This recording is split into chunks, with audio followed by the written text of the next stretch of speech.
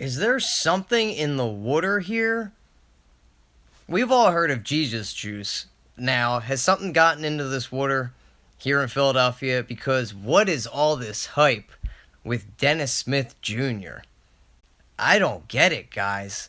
He's been considered about one of the best prospects. People would love to see him in Philly. I had gotten a couple comments and had been asked if we could do a video about Dennis Smith Jr., so here it is. I'm not a big Dennis Smith Jr. fan. I know a lot of people are out there. And to play devil's advocate, I can look at it and see. Yeah, this guy has a lot of good tangibles here. He's got speed, he's got power, he can score at all three levels, he's got a mid-range, he's got a decent jumper from three, and he can also get to the 10 with ease. He's got decent dribble drive penetration, he can do step backs. He's a little lazy when it comes to coming off of screens, but he can just flat out score the basketball, and that's what you kind of want. You need a playmaker here that can score the basketball to go with Embiid and Simmons. So he's being considered up there with Lonzo Ball and Markelle Fultz, if you can believe that.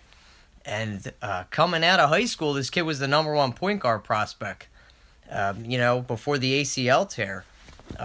He sat out 2015. It was close to the end of his senior season there. He was the number 4 prospect in the 2016 class for point guards with De'Aaron Fox, Markelle Fultz, and Lonzo Ball. So if you look at it, though, really, I want to tell you why I don't like this guy, like his fit, really, here. And the reason being is he's inconsistent. Now, I think he suffers what I like to call the Russell Westbrook-isms.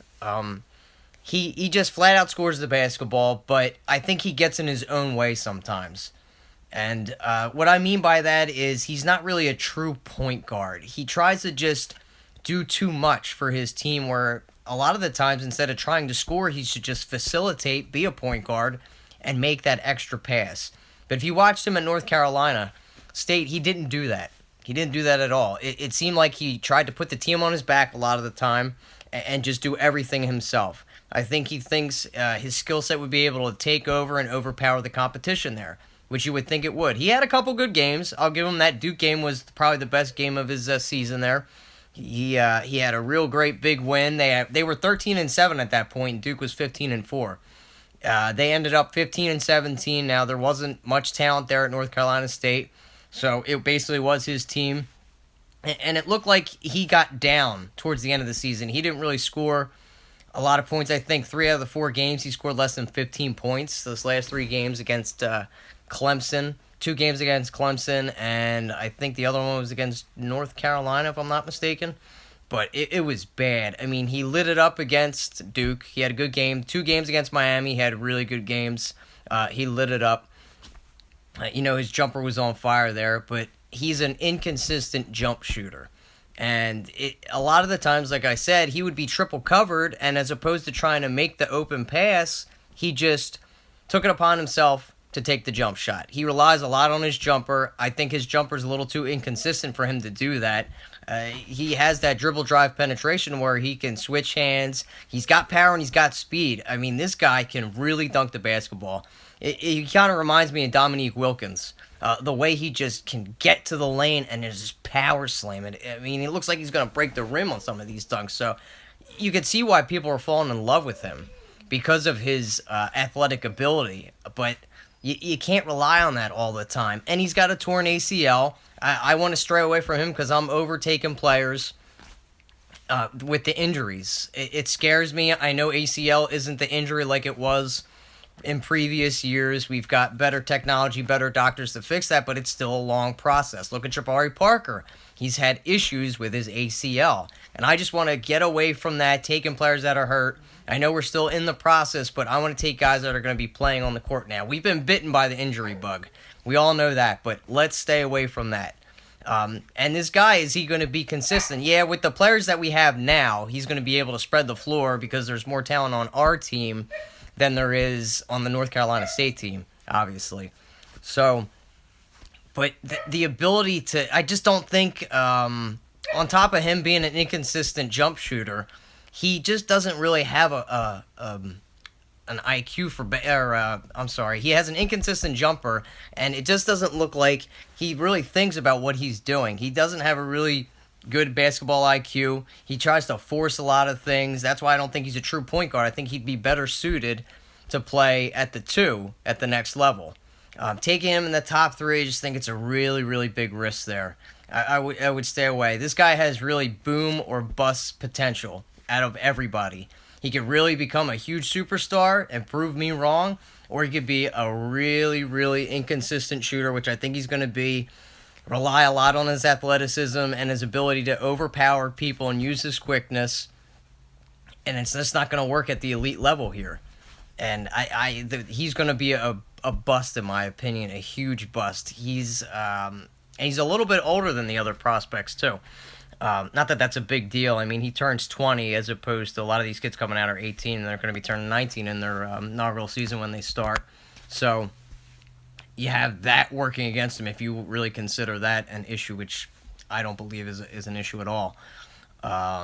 We get so hung up on prospects being too old, like guys that stay in till their junior and senior seasons. I think it benefits players to stay longer in a system, to stay longer in college, because it develops their game more. They're more ready to come into the NBA, and it doesn't become watered down as we've seen over previous seasons. Over the last few years, it's the talent in the NBA. It's been bad. It's just been terrible, and I hope they change this rule. They changed it after LeBron James came out. When he came out of high school, it was a good thing. You don't have players like Kobe's and LeBron's that come around every few years. They're once in a generation players. It happens.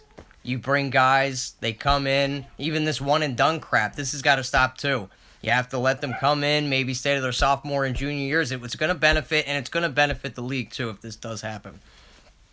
But Dennis Smith Jr., I just don't see it, guys. I'm not drinking the juice, and I can understand why people do this. As fans, we get enamored with players. We like what they bring to the table, their physical traits, their physical abilities, what they can do. We see their highlight tapes. We see flashes and what it could be, and then you want to see that injected into your team. I get it, but you can't fall in love with that. And Al Davis for the Oakland Raiders had the same issue. He would always go after tall, power, speed guys. That's all you would do in the draft. And Oakland suffered because of it. So I would like to try to stay away from that. You fall in love with this guy's tools. Yeah, he can overpower people. He's really quick. He's super athletic. I think he's a little lazy on the defensive side too. It just looks like he gets lost in games, like he doesn't care. On top of him trying to shoulder everything and put the team on his back, it just seems like he doesn't care from time to time. He doesn't have that killer instinct, which I want to see out of a player, and that would not flow well here at all, as we all know. We would boo this guy off the court if we saw this. I mean, it's Philly. We want to throw everything out on the court. I mean, you guys know how it is. We would boo the crap out of this guy if he didn't put all his effort into one game even. If it doesn't matter. And a lot of these games that didn't matter for him, and he kind of just didn't care. He gave up. And that worries me too. Because if you're going to be a lottery pick, you're going to be on a bad team. And you're going to have to put up with losing. It happens. It happens to everybody. You're not going to come into the NBA and just kill it. It's a learning process. You're going to have to learn to do it. I understand that he was the only real talent there in North Carolina State, but be a leader. Put your team on your back. You're the point guard. You're the quarterback on the floor. You're the floor general. You're supposed to be able to be a leader and get your team behind you. And I don't just don't see this guy really becoming anything. I don't see him as a leader. I don't see him as a point guard. I think he's better converted at two. Kind of like D'Angelo Russell was when he came out a few years back. He's more suited better as a two. A lot of the same traits I see with D'Angelo Russell that I see in Dennis Smith Jr. I'm not a fan of him. I'm staying away from him, guys. I'm sorry. If he's there at three, I'm not touching him with a 10-foot pole, even though he can score at all three levels. He's inconsistent. I just think his jumper is real funky looking, too. Plus, the defensive prowess, it's just not there. I don't want to have another Ja on our team. We need guys that can play defense and stay in front of people and not have a player that is going to put everything on his back and that can facilitate. It just looks like he guesses a lot of times when he's running the point and trying to make passes. And a lot of the passes, the assists, I think he averaged 6 assists a game at North Carolina State, but they were real easy lobs. They were open pass. I could have made these passes. So I'm staying away from Dennis Smith Jr., guys. Stop drinking the juice. What is going on here? We get enamored with these players, but he's got the bust potential. Boomer bust. Biggest boomer bust potential in this draft, and I'm not for it. So if you guys want to go take him, I don't know. What do you guys feel? Do you really think he's worth it? Do you think he has Russell Westbrook potential? He can score at all 3 levels. He's got that mentality. I mean, he's scary on the break, too. It gets a steal breakaway, ripping that rim down. It'd be exciting, but I'm good, guys. Staying away from him. Draft's coming up soon. I'm excited. I love doing these videos with the potential prospects. I'll probably be doing a Jason Tatum one soon. I'll be doing a Brett Brown one, too. But that's for another show. This is Kyle Gaffner with the Bitter Birds. I'll be talking to you guys later. Go Sixers!